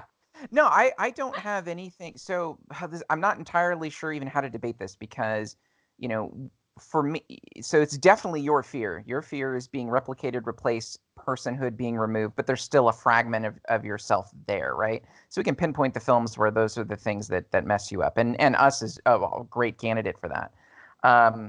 And then for me, the familial shit, the mother shit, not ever, I mean, so let me put it to you this way. The fear in Hereditary, beyond just my fear, my familial shit, is that you really can never trust anybody. And I know, Shayra, there's some of that in you. I know that we've had conversations where that's a background fear I think that you and I both share. Yeah. And I mean, Hereditary brings it to the familial level that, that you're not entirely your own. That so I guess there's two things I want to say, and my mind's kind of jumbling them right now. But one is, you were built off the apparatus of your parents' DNA. And, in that sense, you're never truly authentically who you are without those people present. There's no concept of who Shayra would be, who Noah would be without our family, without our parents. And you and I have insane family, as we know. Hereditary, I think, speaks to that. Right? It speaks to that you can never truly move away from that fear, that it's indwelt into your blood, and then you pass it on too. Your child can't ever really get rid of you, right? Not that she'd want to, but that's the fear, right? Is that there's this possibility of the person you are flowing down, and that flowing down to the next generation of people, so that you're never truly your own thing. I'm glad you said that, because that's actually one of the things that I thought was so horrifying about Us. Because remember, there was the swap of the girls. Yes. So the girl who would have been able to make decisions about who she marries and who she has children with didn't have that decision. So she had the understanding of the real world, and then was forced in this situation where she was puppeted by another person to have a husband and children that she did not get to choose to have. Yeah. And that, to me, is truly horrifying. The idea that I got to make some decisions, and maybe I regret them, maybe I don't, but it's still my decision I made. To have someone else make those decisions, to have sex with someone and have children with someone without your consent, I guess, is one word, but the other word is without the knowledge that they're even forcing you to be put into the situation. You are forced family at that point. And if you think about the whole fuck the police scene with the white family, that's my favorite you part. have the twins and all that stuff. Everyone is in the same boat, right? There are these people, and it's understandable. They want to go and slaughter everybody. How dare you use my body in this way to force a family on me that I would have never chosen myself? And in a way, that's what we all deal with. Yeah. We are forced in a family. We never got to make a decision properly for ourselves. But on a certain level, they had even more so, because someone else is manipulating your body to have sex with someone and make a family. Yeah, so I'll agree with you that that's interesting, because what we're saying is both films treat human beings as a means to ends, not ends in and of themselves. It devalues people writ large. In Us, where basically every human, right, has every person has a doppelganger. But I think it's scarier for me to think of that within the context of familial bounds, because those are the sorts of people where the expectation is I should trust them and I won't be used. It's a smaller, more confined space where you're supposed to feel more comfort. And so when that flips, it's a bigger shock. It's a more visceral shock, right? But I also understand that, applying it to everybody is also exceedingly terrifying. I sort of had to, it was a little much for me to believe the ins and outs of what happens underground and how they actually were able to do that. I had to suspend a little too much disbelief in Us. But then again, I'm talking about Hereditary, where a woman floats, her beheaded corpse floats up the thing. So I want to be, people just like light on fire and yeah. So I want to be fair, but I think for me, if we hone in on the thing that you and I seem to both be catching, which is that, being used, I think that the people being used in Annie's family are used in a much more insidious way, because the expectation is I'm with people who wouldn't do that, right? Whereas in Us, it's the government, and you're not privy to this information till the end, really. So that's what I would lay my stake on. And I get that, but at the end of the day, those kids realized they were with the wrong mom the whole time. All right. Ben, did your vote change? I think I was really sort of solidified on the Us side. Okay. Yeah, I mean, like the ending, of course, like that was really that. I mean, the point that we just made about suspending disbelief, that was actually pretty interesting, because yes, I mean, we sort of forgive a lot of weird supernatural shit sometimes, but then really nitpick on the logistics of an underground community. Yeah. Yeah, and I think I still stand by my decision to really sort of like boycott the actual end, where we sort of suspect the identity and we find out what we find out. I don't know. Yeah, I think actually on the whole maybe Us is probably a little better. Hereditary is heads. Let's see if we get 4 tails in a row, which would give a victory to Us. Flipping now, and it is tails again. Oh. It's rigged.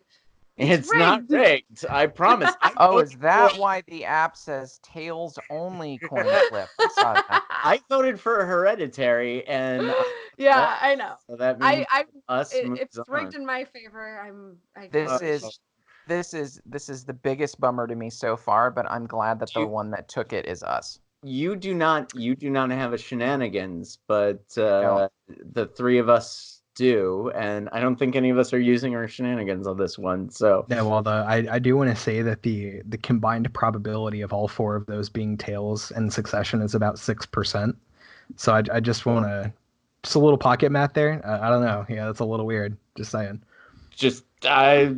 I don't know what to tell you. I am flipping the coin. I don't technology this. I am flipping the coin. I am doing this honorably, of course. So we'll move on to our next matchup. 7, What is in the Box versus Videodrome. It's the Idiot Box, idiot. A movie about the oversaturation of media versus a tale about the 7 deadly sins. I am voting David Fincher 7. Noah, what about you? 7. Big time. Moving on to Ben. This is actually a really interesting. Well, never mind. Yeah, fuck it. I'm just gonna like boycott James Woods on principle and just say that it's 7. Yeah. And I get that, but it's fucking Videodrome, you motherfuckers. And here's why. All right, go ahead, 1 minute start it starts up. now. Jesus Christ. Look, okay, so Videodrome, I get it has James Wood. Ugh. But it also has Blondie, and she's amazing, and she said, fuck you, Trump. So, you know what? If we're going to go political on this, there's a balance in this film. Now, with Videodrome, this is what is actually happening today. We are inundated with media. It is actually messing with who we are as people. And it's not necessarily have to be a negative way, but it is messing with who we are in our DNA. We are adjusting who we are. Very much so. Because we are constantly inundated with what to think, who to think about, what is this that makes it funny. And it does definitely have a sexual nature to it. It does have to do with gender. It has to do with violence. It has to do with all those things. And by the way, this film has amazing imagery and amazing special effects that are real special effects, not CGI special effects, that are iconic as fuck for all horror movies. Like, oh! Did anyone's vote change? Whoa! Oh, you're muted. Wait. Try again, Noah. Sorry, can you hear me? Okay. Yeah. I just wanted to say let me cue you for it again. Did anyone's vote change? So mine didn't change, but I absolutely loved how like vigorous you got for this. Yeah. That made me very happy. And I don't mean that in a condescending way at all. No. If that sounds condescending, I apologize. Yeah, I mean it should be given some defense. Yeah, I guess I would say, Cher, like for me, you know, like 7 is one of those. I see 7 as like a deeply atheistic movie, and it has a darkness to it and a reach to it that I think goes further into like what scares me about the world, and it has a darkness to it that like overtakes a lot of other horror movies, many of the ones that we've covered, and I just don't think Videodrome has enough light to. By the way, I have a T-shirt that is a 7 T-shirt. It's what's in the box, but it's a Dr. Seuss version of it. But I love 7. Okay, but the fact that everybody's like, "Oh, 7," I was like, we wanted to trigger you, and we spoke privately. Actually talk about you Cronenberg the fuck out of that. It's a fucking verb. Like, sorry. Ben, did your vote change? Not this time. You got me on us, but yeah, I don't know if I can change this time. 7 moves on, and we'll face the winner of our next matchup. We kept talking about Suspiria 2018 being the better Suspiria. Is it better than Scary White People? Get Out versus Suspiria. I am going Get Out. Noah. We're probably scaring the shit out of a lot of people with this podcast. So yeah, no, I'm gonna go with Get Out. Get Out is, I mean, one of the things I'm trying to figure out what to do is if I want to give my reasons now or if I think you guys are going to argue with me, and then I'll give my reasons then. But I mean, we all know why Get Out's amazing. Suspiria is a fantastic film too. I actually really enjoyed it. It's a little long. A little long. I think the same actress played too many people. What was her name in Tilda Swinton. She actually had a prosthetic penis, from my understanding, which God bless her. I mean, God bless her. That's doing the work and making me wonder about my vote, that she had that prosthetic penis. It's hard to give it to Get Out. Ben, do you want to vote for scary white people or prosthetic penises? Well, not prosthetic penises in general, but fucking Tilda Swinton's prosthetic penis. That's a little more tempting. Fuck. I like both of these. Yeah. Suspiria 2018 is the better Suspiria. And it's not just because of the really interesting payoff at the end. I don't know. I really enjoyed it. That twist. See what I mean? Like the twist in the ending of Suspiria is better than the twist in the ending of Us, and they have like a similar theme. And I think Suspiria actually did that better. So if we'd been comparing Suspiria 2018 versus Us, that would have been a tougher choice. Yeah. Damn it, Jim. Damn it. I understand. You're not a I was gonna try to make a Star Trek joke there. I can put it together. Yeah, something about a doctor. Jim. Yeah, something about a doctor. I don't know. Whatever. Fuck it. Damn it, Jim! You're a doctor, not a pool man.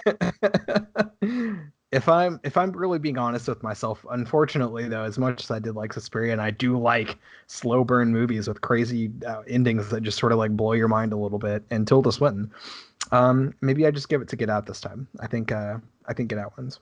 Get Out and Shayra, Get Out or Suspiria 2018. The reason why I even recommended Suspiria was to watch Suspiria 2018. Holy shit. Okay, first off. Are we going? Am I starting your minute? No. Oh, okay. I just want to say, with Suspiria, Tom York is my favorite artist of all time. He is this lead singer of Radiohead. I have liked their music since I was like 11. And Tom York did the entire freaking soundtrack to Suspiria 2018. And I still listen to it all the time. Late at night, I will just put on the Suspiria soundtrack and just listen to that because it's fucking fantastic. On top of that, the mirror room dance scene turning into a blob of goo. Holy fuck, that is one of the most amazing scenes I've ever seen in a horror movie. If you have not seen this movie, go see it just for that scene alone. If you don't want to sit through the whole film, just watch that scene alone. That is one of the most fucked up scenes I've ever seen in a movie. If you guys want to talk about a dance movie that is truly horrifying, that scene, holy shit.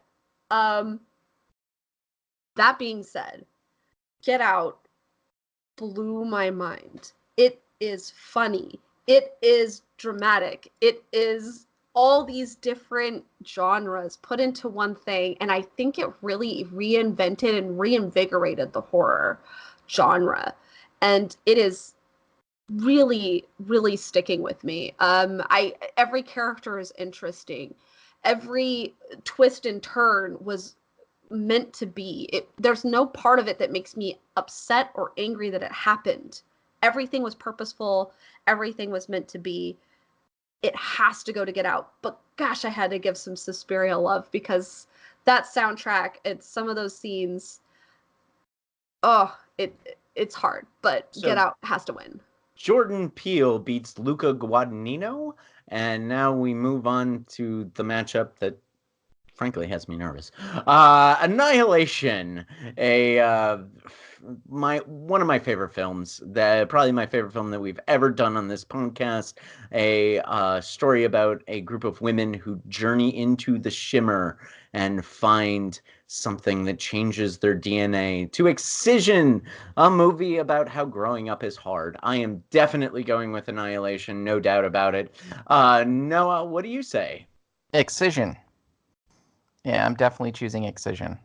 Look at Jim's face. Yeah, I'm definitely choosing Excision. Ben, I'll get into the reasons why if we all start debating it, but I love Annihilation. Annihilation's a great movie. but I think Excision is just superior. So I'm going to give it to Excision. Ben. I'm intrigued. I'm intrigued to hear the argument that is going to be produced in defense of this decision. I think my initial position on this is probably going to be Annihilation, but I am open to hearing interesting arguments at this point. I'm going to make you argue Annihilation. Shayra. Noah gets to defend Excision for 5 minutes. Oh, fuck my life. Because you already knew where I was going with this. I did. All right. Noah, oh shit. Let me restart the timer at 5 minutes. Noah, are you defending Excision? Sure. All right. So let me first say I don't have a giant dog in this fight. I mean, I'd be happy if Annihilation won it too. I just think Excision is a fantastic look inward. You know, one of the things we've been talking about is like the person that loses, the trope of the person losing their mind, right? How many of these films that creep, American Psycho, we can go through these and we can see it from the perspective of, you know, a person losing themselves. But with Excision, it's that same story, but it's very different. Not just because the person's an adolescent, but you get not just the collective societal narrative about how to deal with this person, but you see literally the inside of this person's mind and what's going on and how her decisions get affected and how she comes to certain conclusions. And it's disgusting at times. This movie's really gross. There's you know, visceral sexual scenes. There's murder. There's these really deep, nasty things that all sort of sum up into this seemingly and very pretty young girl. I mean, she's kind of not well kept, but, you know, the actress who plays her is unbelievably gorgeous. But, you know, and so it takes a little bit of everything, a little bit of society, a little bit of philosophy and religious self-help. It takes her decision making. You get to see all these little pieces brought up to. So you don't see that in Creep.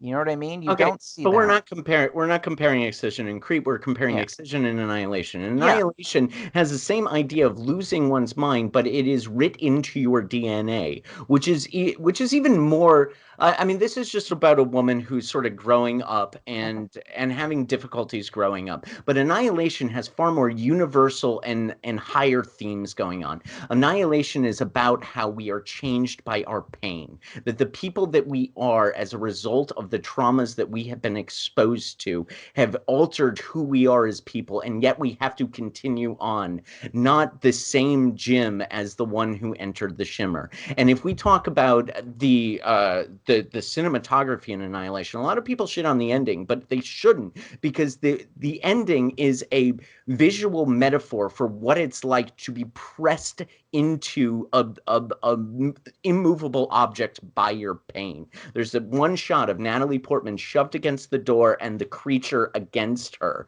and that is a visual metaphorical representation of pain. And the pain, while we all grow up and while we all probably have issues growing up, but the pain and the things that are represented in Annihilation are far more wide ranging, and I would say far more universal. We have Natalie Portman, who has trouble with her husband. We've got Tessa Thompson, who cuts herself. We've got somebody else who loses a child. We've got somebody else who is stricken with cancer. This is a incredibly well-crafted, well-shot, remarkably interesting movie that I think has a lot more to offer Excision. And I'll also close by saying that originally you rated Excision a 3 and you rated Annihilation at a 4. So there's some slight inconsistencies here.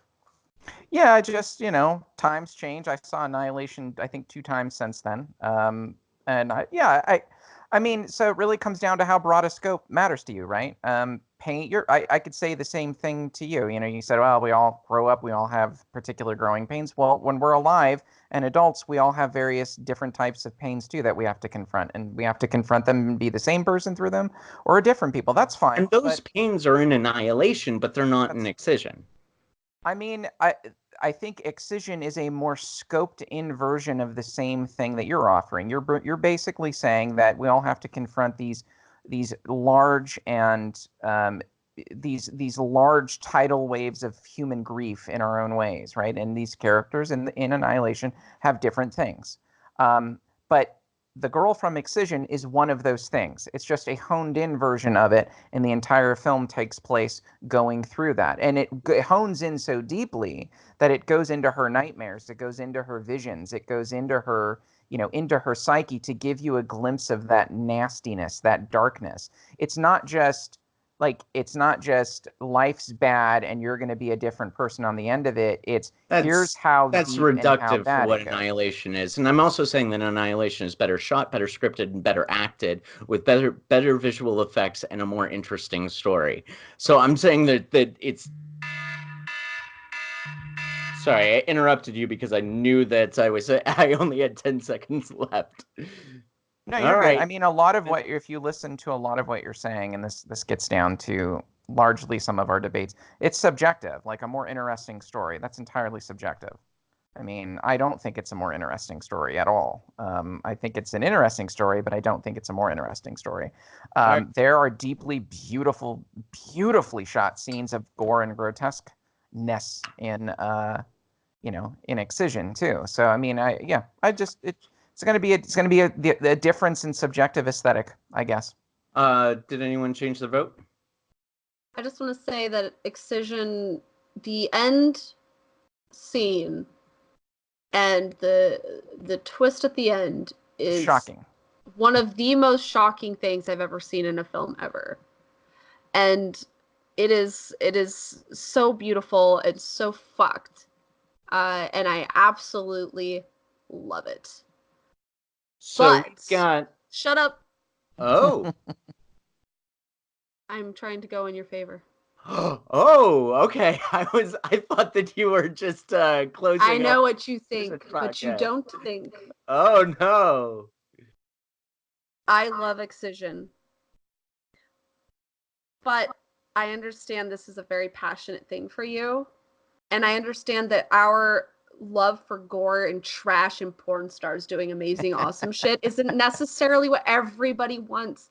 I know that Noah and I are right for our trash loving, but I'm going to give this to you because it is probably going to be a good argument later on, and I think it'll make it more interesting when we seed later. So I'm going to give this to you, but only because I understand that trash isn't necessarily what we all want, but Noah and I think we're on the same page with this. Trash is good. We love our trash. Well, I don't know if I don't know if that I should be like flattered or condescended to, but I don't know. It doesn't matter. Just take it. Just take it. Just take it, Jim. Yeah, but we don't know if Ben switched his vote. Ah. No, I think I'm gonna go ahead and stick with Annihilation on this one. I totally get it. I didn't think of some of those points actually when I was rethinking about Excision, and yeah, damn, like the ending is crazy. It turns into a crazy movie. But I'm a huge fan. I think I'm a huge fan of like metaphor and analogy. And while Jim might not necessarily appreciate that in some of the films that I like, I do think it is present in Annihilation. In a really good way. I think it's really good. So I think my vote will stick at Annihilation. So Annihilation moves on even without the coin flip. All right, so we move on to The Vavitch, a movie set exactly in its time with the language of its time. That's one of its real strengths versus The Exorcist, one of the canonical horror films. But we'll see whether canon passes our tests. I am voting for The Exorcist. Noah? Well, I'm going to live deliciously while your mom sucks cocks in hell, okay? So I'm going with The Witch. Ben? It's definitely going to be The Witch, hands down, no contest. Are you guys ready to fucking go? Let's do it! Let's fucking do it! All right, so Shayra, you are going Exorcist. Do you want to fight Exorcist? Hell fucking yeah, I want to fight Exorcist. Let's do this. Do it. Who's the Vivitch person? Feminism versus feminism. Let's fucking do this. I'll take that. I'll take that bet. All right.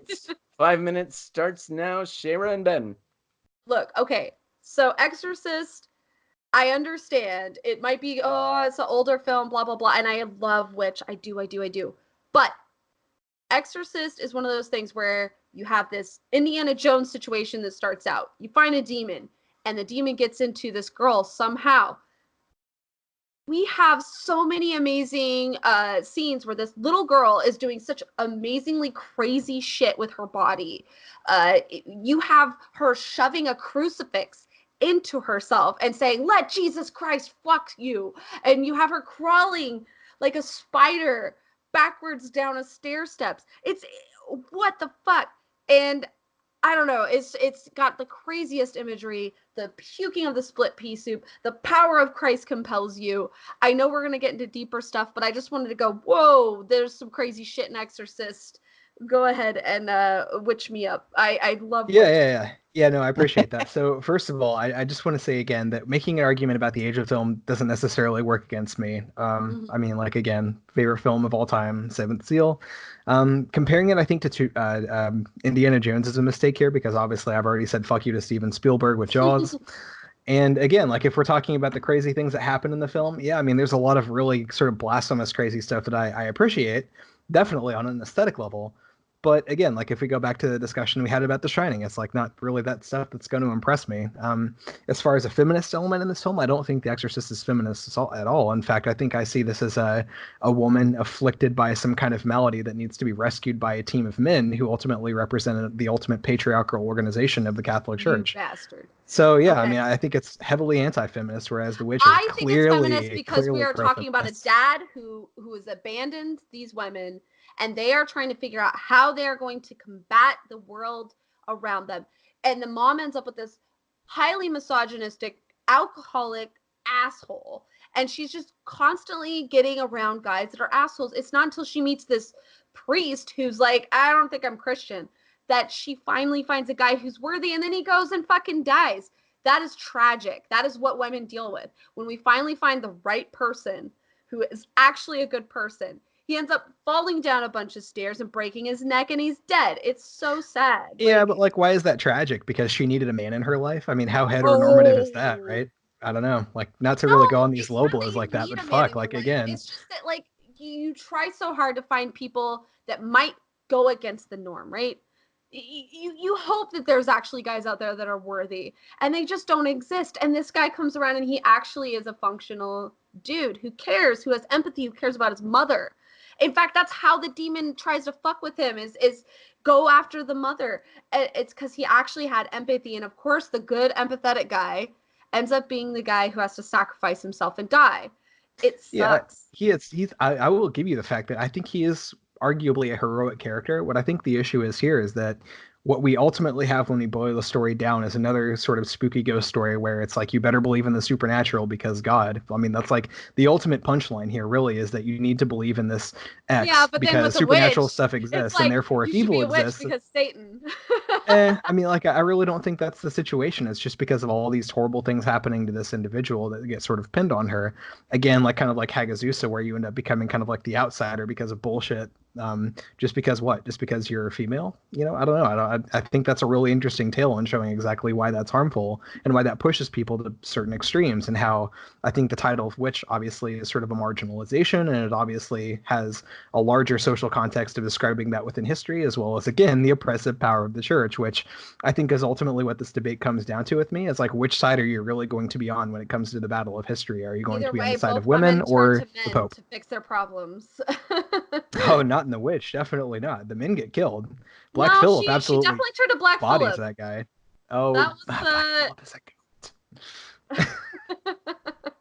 I get what you're saying, and I absolutely love living deliciously myself, and there's so much amazing awesomeness to The Witch, but The Exorcist is one of those things where you are mother and daughter fighting the powers that be together, and they have to try to duke it out, and they end up together still because they have this female empowerment strength together. Whereas with The Witch, mother and daughter turn on each other, and it's a stab, stab, stab in the mom's gut. And I can understand that on a personal level, but I don't think it's necessarily like women empowerment. I think I can make a good argument in 4 seconds. I was like, all right. Okay. So did anyone change their vote? That was probably my favorite debate back and forth so far of the whole podcast. You guys had a lot of really interesting things to say. I actually really enjoyed that. That was like a blast. I don't think I'm going to change. I'm sorry, Shara. You said a lot of things I actually agree with. But I think The Witch just ultimately takes it. I mean, think of the end of The Witch. The very last scene is a bunch of naked chicks floating up I into love the that air. scene. Yeah, I mean it is, if you're looking at it from the lens of female empowerment, I mean, The Witch takes it 100% to me. The Witch takes it. I am not going to get beaten down by nostalgia as the metric for whether a movie Right, is and I good wanted or to not. make sure that that was not the reason Yeah, why. I want yeah, you and to I know accept that. that's not the reason. Yeah, and I know that. And the only thing is, the cultural change for The Exorcist, what did it produce? It produced a lot of people going back to church, which you take that for what you can take that as a sign that the film had deep impact and it's worth points, or that it adversely affected It also society made in some people way. puke in a theater and leave Yeah, abruptly, which is a good yeah, metric for me. that's very true. That's So very true. So the Vivitch is higher seated, and so that means it is heads. Do we get multiple tails in a row for an Exorcist victory? We do not. It is the Vitch who moves on. Nice, All right. nice. So that means the Vivitch will go up against Annihilation, which means I lose Ben. And we now have I Saw the Devil, Korean horror film about a inversion of the revenge genre, and Halloween 78, the invention of the slasher genre. I am going with I Saw the Devil on this one. Noah. Oh, that's very surprising to me. Wow. I'm going with Halloween 1978. Big time. Ben? Yeah, I Saw the Devil is interesting, but I think I actually want to go with Halloween on this one.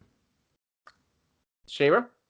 Jim and I are gonna argue you guys about Korean films? Wow. It is back to the Train to Busan Cabin in the Woods fight from last week. Wow, this is weird. You want to do I Saw the Devil, or should I just hate on Halloween? I'm gonna I'm cool to have half my time for me, half my time for Ben. Just hop in and out, because I feel like we're probably both gonna have things to say. Can we make this a weird one where each of us gets a minute? Okay. Sure. We could do. Who goes first? Can we go in the order of our seed? How about we go in the order of our seed? So yeah, I guess I'll go first, and Okay. I will spend my minute now shitting on Halloween 78, which is fine. It invented the slasher genre, which then of course led to the movies of the 80s, which were mostly bad, and perfected Steadicam. Okay, so these are technical merits of the film's part, but it's basically a suburban real estate video with creepy music. It doesn't develop its characters all that well, and it is a film that is essentially shallow and unenlightened. What its strengths are merely technical, and while I do respect technicality more than most people, I definitely would not put Halloween above I Saw the Devil, which has true characters, a true character uncovering, as other Ben pointed out on that podcast, where we get a character who is uncovered into being the monster that he is. This is a phenomenal film, whereas Halloween 78 is in this day and age at least mediocre. All right, Noah. I'm shocked that you were looking for enlightenment in Halloween. First off, that seems a weird thing to search for in this sort of a movie. Look, Halloween is Lovecraftian in many respects. Well done, Lovecraft. One of the few Lovecraftian films done well. There's not many. There is this character that is other. It's the same haunt of Event Horizon wrapped up into a person. It's the beyond the other, the thing that's unexplained, right? When Dr. Loomis, that famous line where he says, I've spent my entire life to studying maladaptive psyche, and when I look at Myers, he's something else. There's a purity to his evil, right? I don't care what movies spawned after that. I watched Halloween last year. I hadn't seen it in forever. Watched it last year, and I was more scared this last time I watched it than all of the other times before. Legitimately, I was like, this is terrifying to think this thing, the shape, is stalking, and it only knows one thing, and that purity makes Michael Myers stand alone. Ben? I think I'm going to echo a lot of those sentiments, and whereas I Saw the Devil, I think that is actually a really good argument that he sort of is revealed rather than it having like a de-evolution into some sort of like monster, as in like we see in The Shining and so many other horror films. It is unique in that way, but also I think that there is something to be said for just like the blank face of death and sort of like how it becomes an abstract through the symbol that is Michael Myers and Halloween. Not to mention, I mean, of course it is incredibly iconic, but I think it is interesting from that perspective, and just the fact that for every reason that Noah just noted, having this sort of unadulterated, like obviously you don't have any sort of de-evolution here. We literally see this character as a child putting on the mask, looking through those eye holes, and then committing atrocities. That's, I think, unique and interesting from a lot of perspectives, and it's something that I think speaks to the horror in a lot of us, and that yes, we do try to empathize, and we build our society around the fact that we can empathize with other human beings, and we kind of think we know what they want. But this, I think, shows us the reality that sometimes there are deviations. Shayra? Both of these films are hard for me to deal with because I'm a woman. I've been a babysitter. I've been scared of noises. I feel the fear from Halloween. But when it comes to I Saw the Devil, those fears are much, much more fucked up. Think of how the wife died. Think of the ring that he brings forward to fuck with the guy later, to show that he killed the pregnant wife, which he then reveals with the pregnancy. Think of the about to rape scene in the greenhouse. There are so many scenes in I Saw the Devil that messed with my head so much. And I don't know if it's because I'm a woman or just because those scenes are super fucked up. But the main breakaway thing from I Saw the Devil for me was the walking away at the end scenes. Sorry for the spoilers. And the tears falling because of finally making it past this trauma, but never ever being able to get past the trauma. Anyone change the vote? Nope. I'm a little more on the fence now. I don't know. We technically have one more minute. Yeah. So we can do a Shayra Ben fight for 2 minutes. I don't think I think I want to just be like sold a little more on the I Saw the Devil thing, just because I mean it is good, and I think there's a lot of merit to what you guys have said. Like there is I mean I think there's purposeful use of violence in this, and kind of like that's the argument that I would use for a lot of Von Trier's work, is that it's not necessarily grotesque. I mean it's obviously horrific, but I don't think it's. But at the end of the day, pointless. It's not like gore porn, I don't think. No. What we have at the end of the story is his family gets fucked with the same way he's been fucking with other people's families. Yeah. That is the most interesting turn of events I've ever seen in any film. And Korean drama really knows how to drive it home to make you feel pain. There's no happy ending. No one will ever be able to be happy. Everything's like a gray area of immense sadness and horror. Whereas Halloween is like, okay, and now this guy in a mask is gonna go stab some more people. But it's and I don't want to try to put Halloween on this like lower level with that. I love a slasher film, but I feel like there's a deeper horror that's so fucked with I Saw the Devil. When you ask yourself the motivation of Michael Myers versus the motivation of the protagonist in I Saw the Devil, one is a deeply unsettling answer, and the other is revenge and what revenge does to you. But there is a question mark. There's a question mark left over Michael Myers when you ask that. And I think like pursuing that question is what makes Halloween, I think, the superior film, the purity of it, the beyondness of it. That's what does it for me. I don't think Halloween pursues that, though. Well, I mean, it prompts it in the viewer. That's one of the main appeals that people go watch, Like I a think. continuous monster. Yeah, but I saw the devil explores different questions. I saw the devil makes the protagonist the monster in the end, and it shows we are all capable of being monsters, which is much more horrific in my mind. Yeah, but I think in Halloween, it's not just as simple as Michael Myers is a monster either, and it does ask the question. I mean, Dr. Loomis does it is pursued through the narrative in Halloween of what is Michael Myers, and that he's something other, and it does ponder that question, and it's that question that I think makes the film all the more interesting. It makes it almost cosmic. So that's why I would lay it on that. So I guess I'll leave it up to Ben. I'll give a. Do you want me torn. I'm really torn, man. I think it deserves a coin flip. Yeah, let's put it up. Let's give it to the gods. Let's give it to the gods. All right. I Saw the Devil is higher seated, mainly because of my Halloween 78 score really brought the average down.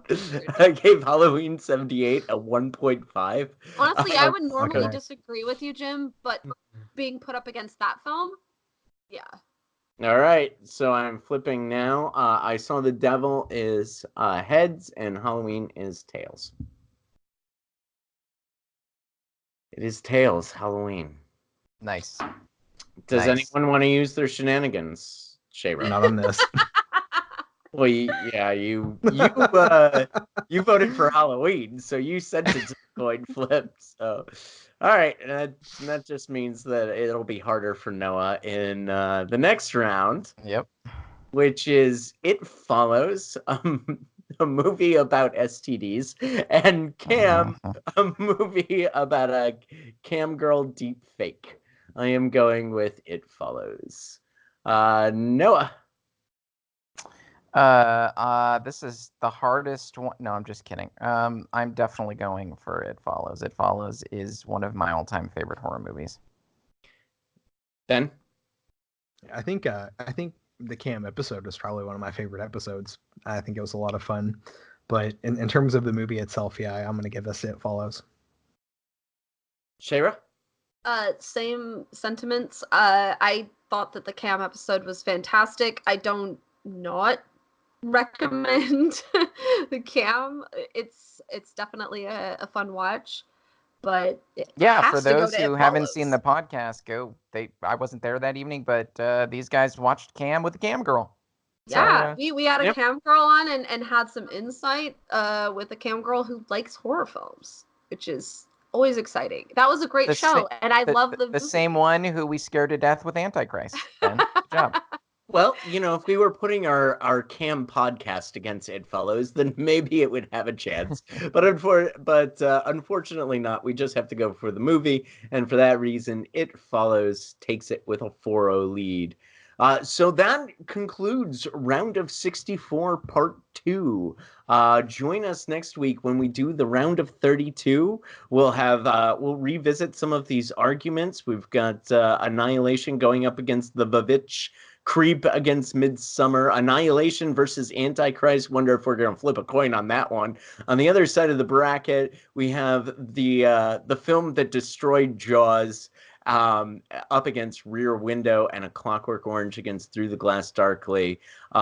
An interesting matchup for Ben, Seventh Seal against Young Frankenstein. You made a compelling argument for Young Frankenstein. Likely we won't hear the same type of compelling argument next week. Join us then. Feel free to play along. We've got the link for the bracket in our description below. We've got we're on social media. Check us out on Twitter, Facebook, Instagram. Tweet us your brackets. What would you have voted for? Play along with us as we continue to celebrate October and Halloween over the course of the entire month with the Goat Podcast. Until then, thank you very much for watching.